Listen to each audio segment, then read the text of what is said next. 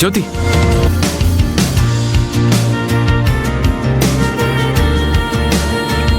ఎక్కడికి? పడుకోడానికి. పంతులు గారు ఇద్దరిని ఒకే దగ్గర పడుకోమన్నారు కదా. అన్నారని కుదరు బాబు. నాకు కూడా ఇక్కడే మీతో కలిసి పడుకోవాలనుంది. కానీ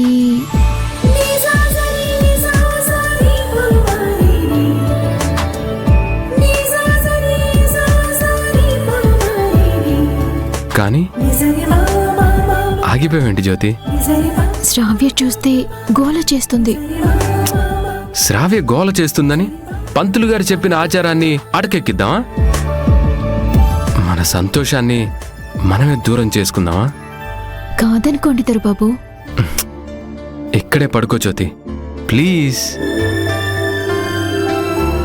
నా మనసు మీరు చెప్తుంటే కాదని ఎలా అనగలదు? సరే అంటాను.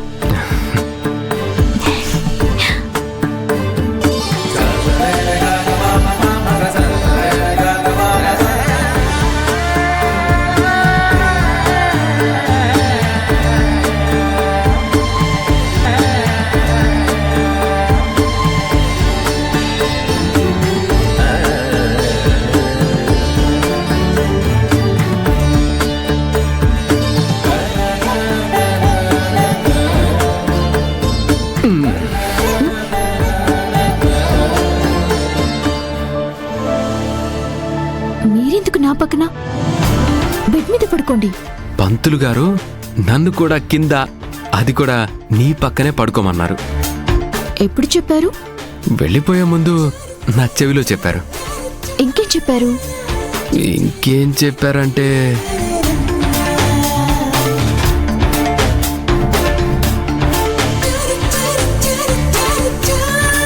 అలా చూడకండి దొరబాబు, సిగ్గేస్తుంది.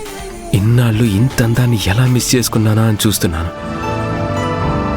ఎందువల్ల మన ఇద్దరి మధ్య ఈ దూరం పెరిగిందో అర్థం చేసుకున్నాను. ఎందుకు దూరం పెరిగింది?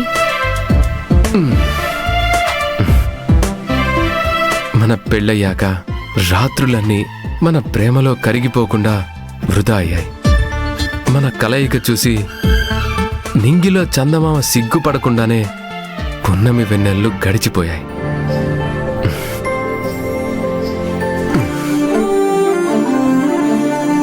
మన్మధుడి బాణం మనల్ని పలకరించకుండానే రోజులన్నీ పారిపోయాయి. మన ఇద్దరి పెదవులు యుద్ధం చేయకుండానే కాలం కొవ్వొత్తిలా కరిగిపోయింది. మనిద్దరం ఏకాంతంగా గడపాల్సిన క్షణాలన్నీ ఆవిరైపోయాయి. అందుకే అయితే దూరం పెరిగింది. ఏమో అనుకున్నాను. అబ్బాయి గారికి కవిత్వాలు కూడా వచ్చా? ఇంత అందమైన భార్య ఎదురుగా ఉంటే ఆ మాత్రం కవిత్వం రాకుండా ఎలా ఉంటుంది?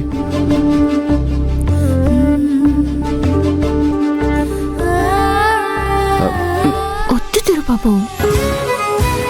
ఇంత చెప్పాక కూడా వద్దని హద్దులు పెడతావేంటి జ్యోతి? అంటే ఏమైనా ప్రాబ్లం అవుతుందేమో అని. మనిద్దరం ఒకరికొకరం దూరంగా ఉంటే నిజంగానే నాకు ప్రాబ్లం అవుతుంది. 2 రోజుల్లో శ్రావ్యతో నాకు ఫస్ట్ నైట్ అయిపోతుంది.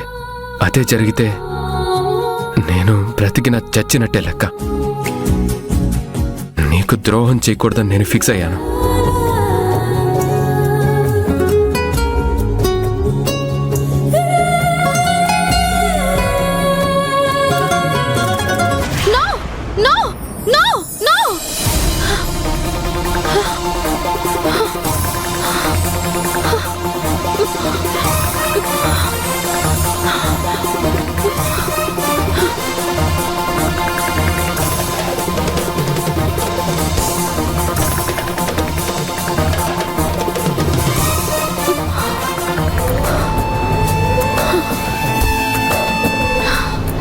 ఇదంతా కళ నిజమనుకుని హడలి చచ్చాను.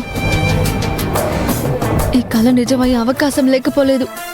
అలా జరగడానికి వీల్లేదు.